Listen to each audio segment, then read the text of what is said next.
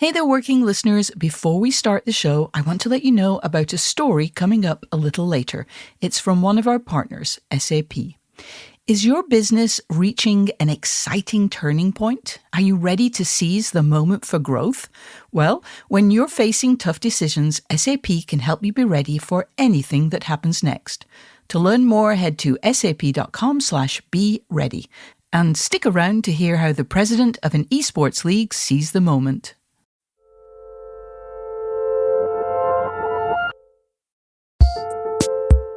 Hello and welcome to another episode of Working Overtime, the bi-weekly advice-focused open-air juggling show to working's grand opera. I'm your host, June Thomas.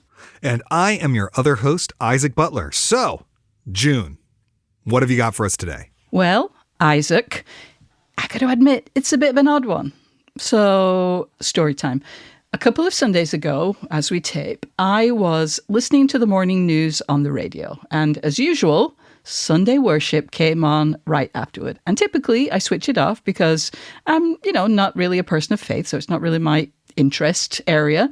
But on this particular Sunday, a woman started talking about the Edinburgh Festival. Hey, I thought, that's where I live. And Anna Magnusson was the woman's name, and she was sharing a memory of going to hear a piece of music during the festival 40 years ago. And she set it up by talking about a very specific location, which happened to be a place I'd been just the day before. So I kept listening, and I heard a really beautiful and genuinely inspiring story about the joy of great art and especially the power of sharing it with friends or even strangers who are also moved by the art and the performance. So, Isaac, I wanted to talk about strategies we can employ to find ourselves in supportive shared experiences of art and creativity wherever we live, whatever time of year. Now, since it was a story about a big arts festival that hooked me, let me start by asking you, have festivals, I'm guessing of theatre or books or anything like that, been part of your life at any point in time? Yes, festivals definitely have. I mean, I live walking distance from the Brooklyn Book Festival. I love walking around that festival and going to events. I, of course, have been a panelist at a bunch of different festivals, promoting my own work or whatever. But I don't want to talk about me. That's boring. I want to talk instead about the Edinburgh Fringe Festival, since you mentioned it. And from your yurt on King Arthur Hill or whatever it's called, you can spy it. It actually plays a very important part in the early days of the relationship that would become my marriage.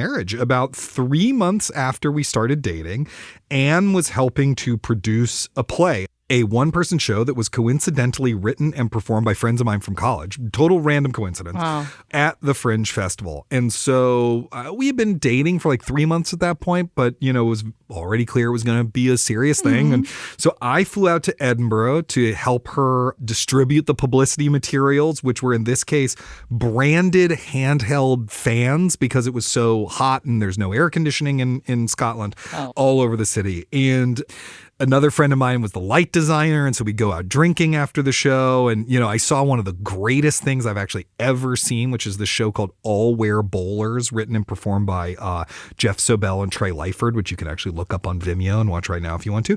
I got drunk with my American friends who were in town for the festival. I also have this very vivid memory, and maybe you have run into this since you've moved there, of attempting to dry my laundry in the vacation rental by owner apartment that we were in, which had one of those European energy efficient dryers. And I just remember it took 18 hours to get my clothes dried. Like I had to wear the same thing 2 days in a row just because my friggin' clothes weren't dried. Yeah, and probably left rust marks on your clothes from the radiators that you actually dried them on, am I right? Yes, yeah, exactly. Yes. So I just have a lot of vivid, wonderful memories of being jet lagged out of my mind, walking around the blazing hot Edinburgh streets passing out fans to people. Wow. Well, I tell you what, you would not get much traction with fans this year because it has been cold and rainy, which I am not complaining about. But also just wow. I am tempted harshly to end this episode right now because that's all the time we have for this week. Thank you so much to series producer Cameron Drews. No, I'm just... But I will soldier on. But oh my God, what an anecdote. All right. Sorry. I'm premature on my part. Listeners just forget I did that. All right. So this year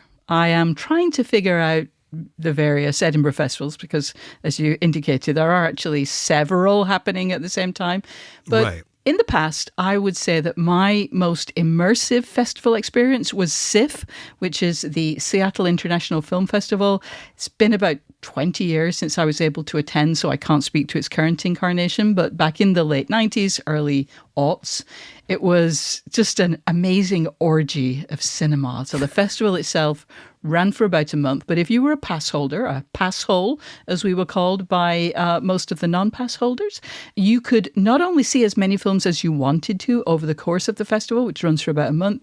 Your ticket got you into almost everything. You could also start going to press screenings a couple of weeks before the festival began in earnest. So for a reasonable sum, you could see more than 100 movies in the space of about 6 weeks. I would take at least a week off to just, see movies. And otherwise, I'd just go all through the weekend or after work. And just generally, it was very different from a normal movie-going experience. For those very intense weeks, everything was movies. Figuring out your schedule, getting from cinema to cinema in time to see that movie, figuring out how you could take in any nutrition whatsoever other than popcorn. And you would literally, or at least I would literally, dream about movies. And best of all, just hanging out with other people who love cinema. It really was just like dipping yourself into a vat of film. So why am I taking you and our listeners down memory lane this way? Because while I'm not sure I would really enjoy that level of immersion in art for very long, at least not as a consumer, over a short period, that intensity can be amazingly stimulating. And a lot of that is finding yourself among like-minded people, right? Yeah, absolutely. And, I don't think it's just festivals that can do this, right? There's other ways that you can kind of gain that kind of instant community, but it requires an artistic experience that is long in duration, I think. Yeah. So like when I went to go see the Tony Kushner's Angels in America, both parts on Broadway, you're in the same seats for both shows. There is a combined 4 intermissions. You literally get to know the people around you and what they do for a living. And, are they in town for this? Have they ever seen it before? Blah, blah, blah. Yep. I'm told the same was true of Taylor Mack's 24-decade history of popular music.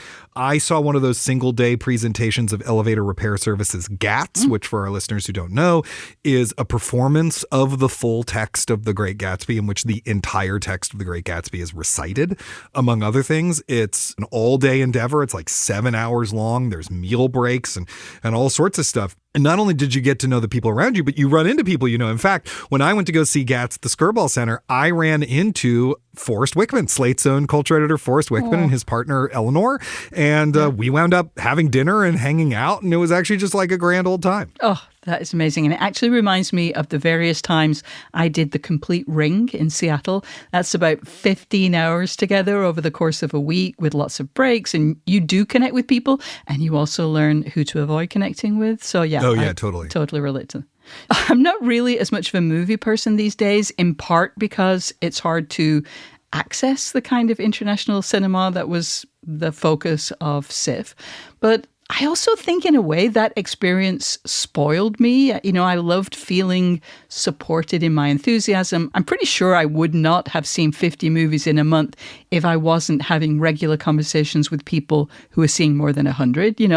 I certainly did not feel as much of a weirdo, as usual. Yeah, totally. I think that this is one way that social media can actually be really helpful. It can really be kind of like a boon, is that, if you find a like-minded group of people who are interested in an art form, can really provoke. It creates a kind of mutual support. Like, oh, you like that thing? Check out this thing. Or, oh, here's an interview with the director that I did. Or, whatever it is. To give an example, the phrase film Twitter gives a lot of people hives, but I've generally found that it's just a community of people who really love film. Many of them are critics. Some of them are curators or enthusiasts or whatever. And it's a really wonderful, supportive community that just wants to encourage people to go deeper in their love of cinema. And it's really helped me, discover directors I would never have heard of or think about film in a different way, because it's just an ongoing, rolling conversation. Yeah, that's a really great point. It's not only about going to specific places. You can find this kind of immersion online. All right, Let's take a short break, but we'll be back to talk about seeking out transcendence in art. This podcast is brought to you by Slate Studios and SAP. How do you know when to seize the moment for growth? When your opportunity arrives, you need to be ready. From expanding into new markets to hiring, business leaders face so many tough decisions. My name is Brendan Donahue, president of the NBA 2K League. The NBA 2K League is a professional esport run by the NBA and 2K, where we take 30 million people who play the game of NBA 2K and we find the best 125 in the world to compete in our league. In March of 2020, the start of the pandemic spurred the league to take steps it never imagined. And with SAP tools, they knew they were ready. We could have postponed our season like a lot of other sports leagues did. We decided to seize the moment. We created a competition that could be done virtually. We had the NBA 2K League on major sports networks for 17 weeks. That moment gave us a chance to talk to a mass audience across the world. So the majority of our fans, less than 1%, will ever step foot in an NBA arena to watch a game live. But you have this significant fandom and excitement for the game, and so that's really where we think we play a role. Our first season, we had 650,000 people watch our finals in season 1. Now our finals this past year, we had 2.2 million people watching. NBA 2K League seized the moment for growth. Will you? Head to sap.com/be ready to learn more.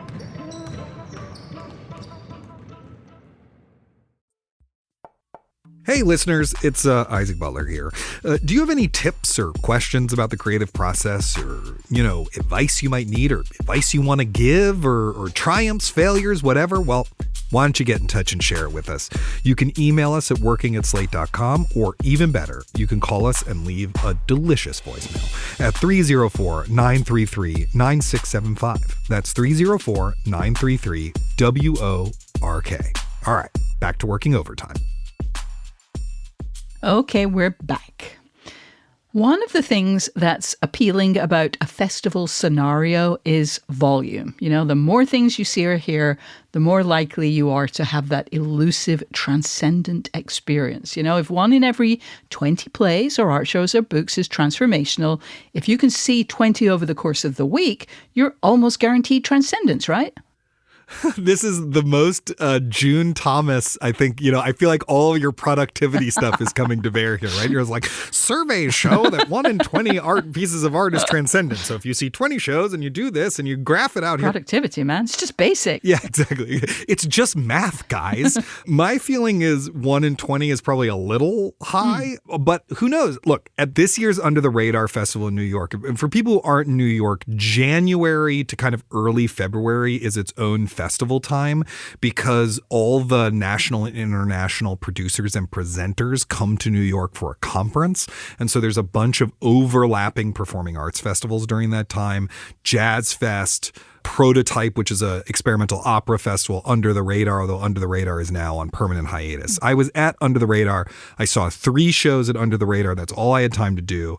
1 was terrible, 1 was boring, and 1, this show called King Gilgamesh and the Man of the Wild, was incredible. It was beautiful, it was moving, it was funny, it was a totally unexpected treat. The music was great. It had charm out the wazoo. And let me just briefly say that if Ahmed Monica and Jesse Lavercombe, who created and performed the show, if they happen to be listening, please get in touch with us. I would love to have you on the show to talk about your creative process. But anyway, so it's just worth saying, who knows what's going to happen? You know what I mean? Right. I saw 3 shows. 1 was brilliant. But like, even if you see 20 shows that are bad, it's kind of like, who cares? You know what I mean? I know there's a part of you that's going to be like, this is my one wild and precious life, but it's like, you took a risk. Mm-hmm. Sometimes risks pan out, sometimes they don't. And you just have to kind of chill out about that. Absolutely. I also think there's something very motivational in being surrounded by other people who also take art and creativity seriously. This is a little bit different from what I was saying before. I mean, these people might be the folks who are running from show to show so they can see multiple pieces a day, or they might be, in Edinburgh at the Fringe, there are nearly 50,000 performers who are putting on shows. And, there's a kind of respect that's, involved in making that kind of commitment that just feels very powerful to me. And maybe it feels especially powerful because I usually work alone. Yeah, totally. I mean, why would you go to the New York Film Festival if you don't like movies, Totally. right? Do you know what I mean? Yeah. Or go to the Fringe if you don't like live arts. The nice thing about these events is that if you go to them, you have one thing in common with literally 100% of the people there, which is that you like and are curious about the art form that the festival is about. Because otherwise, why would you waste your time and money? Do you know what I mean? Yeah, totally. You love, you're curious about it, whether it's theater, comedy, film, visual art, whatever. There is an instantaneous community that is there. You just have to be willing to tap into it. And the way you tap into it is just start talking to people.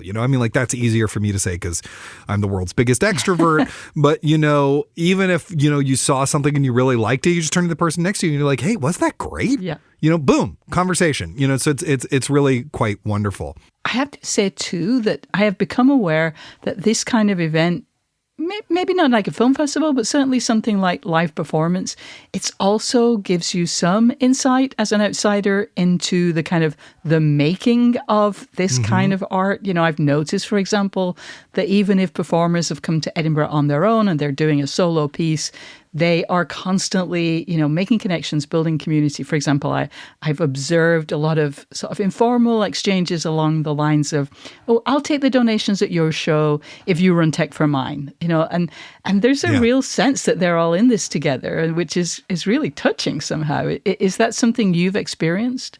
Oh, yeah. I mean, in my experience at festivals, most people, not all, but most people are very helpful. They're very supportive and they're all rooting for each other. You're always going to get a few folks who have that kind of crabs in the pot. Scarcity means that I have to look out for number one and I have to turn every interaction into some antagonistic thing about dominance. That's going to happen. Yeah. Those people are going to exist. The great thing is then you go out to the bar afterwards and you complain about them with the people from all the other shows because everyone else has to deal with them and they're assholes, right? But, for the most part, there is this vibe of like, look, we're all in this thing together. This is difficult. We're not sleeping. We're not eating well. We're working around the clock. Maybe one person showed up to the show last night and that's it. And we had to do our whole show for one person, but we're all in this together.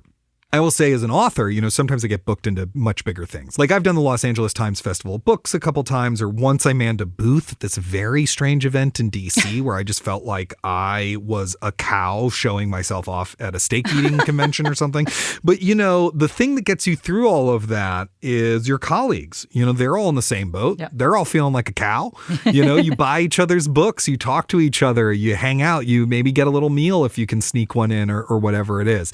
The great thing about doing the Los Angeles Times Festival of Books is the green room. That's actually the great thing. And the green room is not a room. It's a whole building where they serve the food and stuff. And you just go there during the day and you'll run into people and you talk, oh, how was your panel? Oh, there was a crazy person on your panel. What'd they do? And that community is actually really restorative, I think. Oh, amazing. We'll be back with more festival thoughts after a break. This episode of Working is brought to you by Factor. With the busy fall season just around the corner, you might be looking for wholesome, convenient meals for jam-packed days. Factor, America's #1 ready-to-eat meal kit, can help you fuel up fast with chef-prepared, dietitian-approved, ready-to-eat meals delivered straight to your door. You'll save time, eat well, and stay on track with your healthy lifestyle.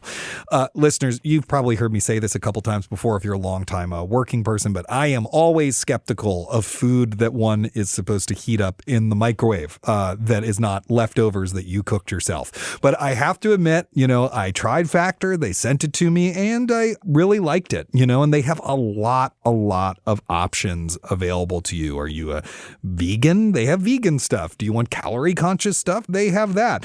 You can also round out your meal and replenish your snack supply with an assortment of over 45 add-ons, including breakfast items like apple cinnamon pancakes and bacon and cheddar egg bites. And for an easy wellness boost, you could even add refreshing beverage options, cold pressed juices, shakes, and smoothies.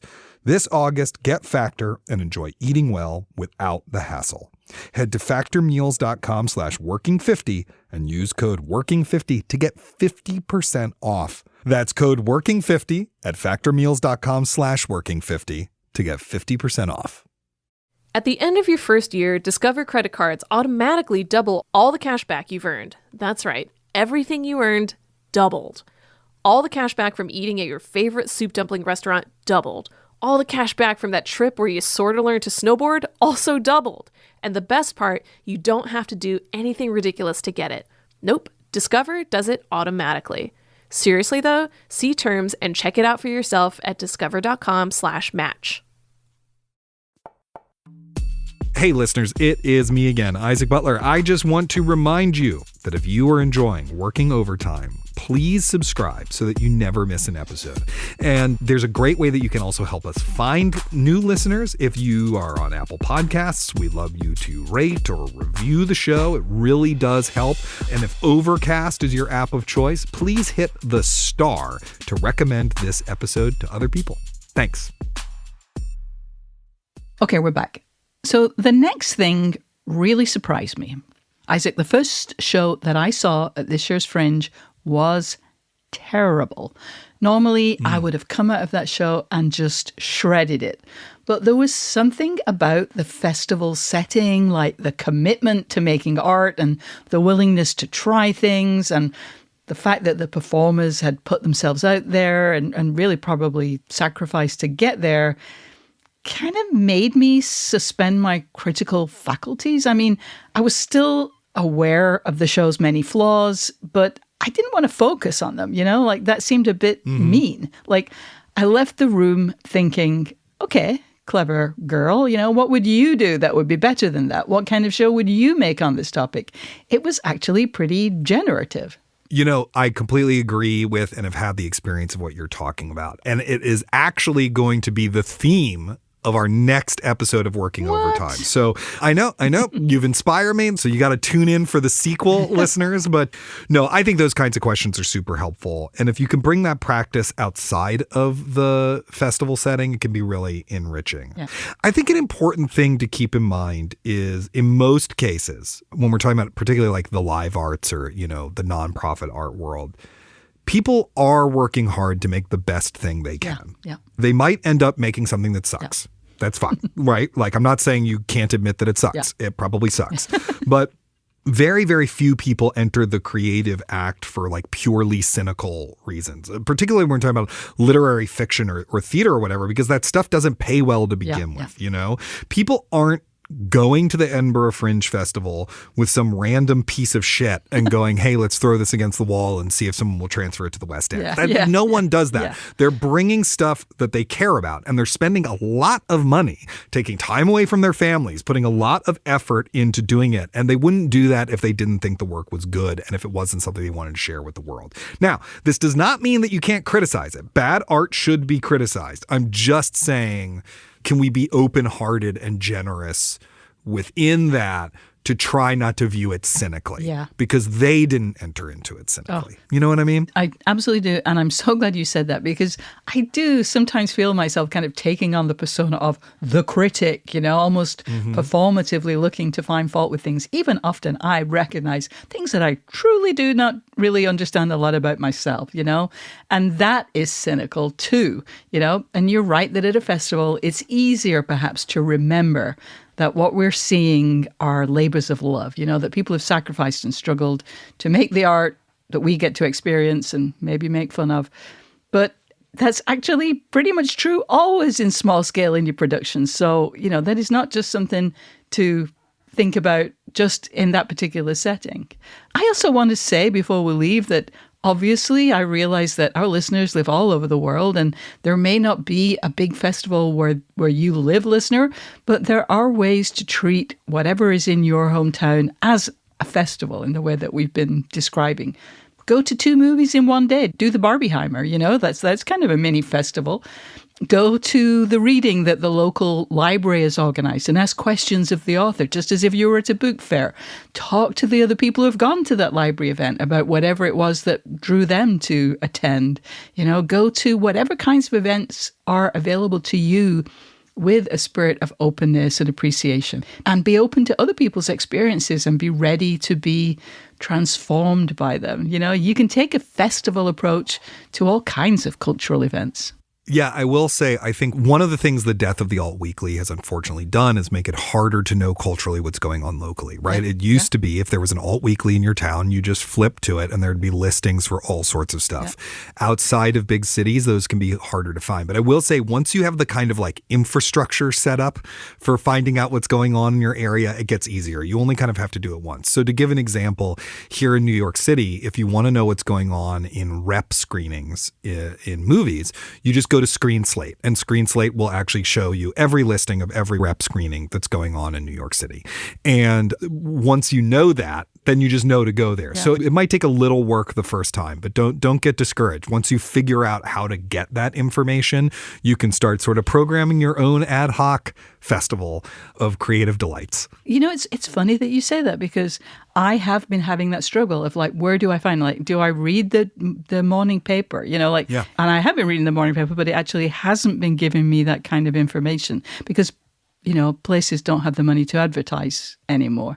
And that's one great thing about festivals is you get these big fat books that have all the schedule in them, and they're too much often. There's too many things going on often, and it's a little bit overwhelming, but that's a nice problem when you're used to not knowing what's going on. Yeah, totally. All right, that's all the time we have for this episode, but let me leave you, listeners, with one last piece of advice. I think you should subscribe to Working wherever you get your podcasts.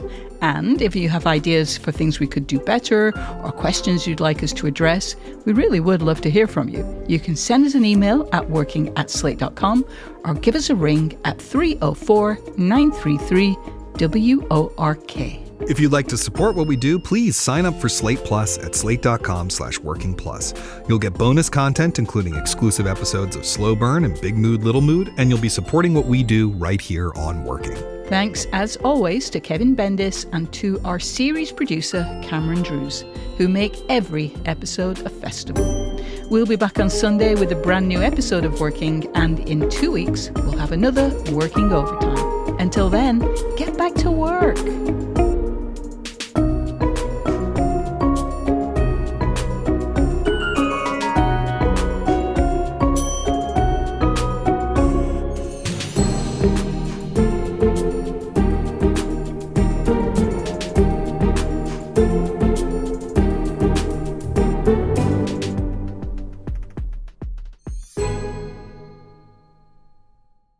A lot of us probably struggle with sleep hygiene, how to fall asleep, stay asleep, and get restful sleep.